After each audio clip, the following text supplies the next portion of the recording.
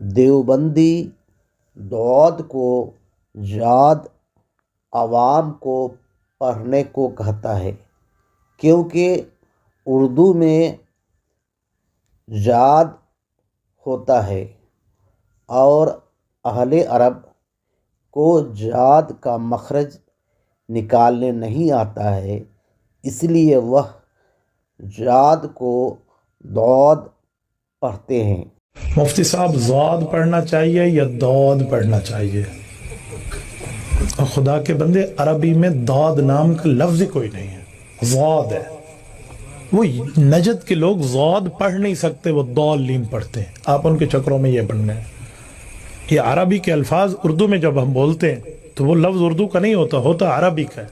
کوئی کہتا ہے مجھے اس چیز کی ضرورت ہے، سارے کہتے ہیں مجھے اس چیز کی ضرورت ہے، جبکہ دیوبندی خود دعود پڑھتا ہے اور عوام کو پڑھنے سے منع کرتا ہے۔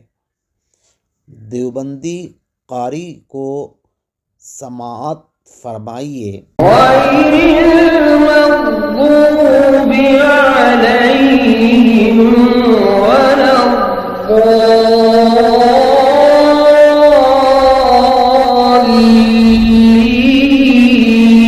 الضالین۔ اس میں دیوبندی غیر المغضوب پڑھ رہا ہے، مغضوب نہیں پڑھا۔ دیوبندی کے کتھنی اور کرنی میں متضاد ہے۔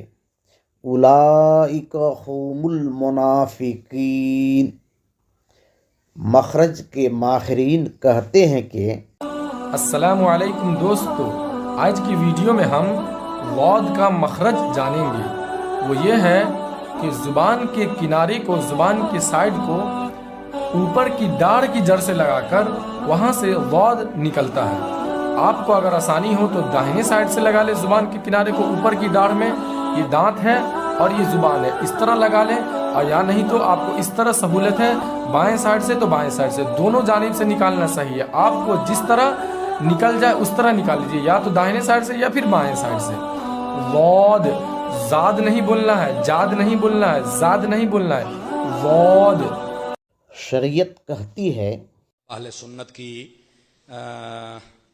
روشنی میں یہ بھی ارشاد فرما دیں بھائی، اہل سنت کی روشنی ہے نا، جو لوگ ولضالین کی بجائے ولضالین پڑھتے ہیں ان کے پیچھے نماز پڑھنا جائز ہے۔ دیکھیں یہ عربی کے کچھ مخارج ہوتے ہیں جن کو سمجھنا ضروری ہوتا ہے۔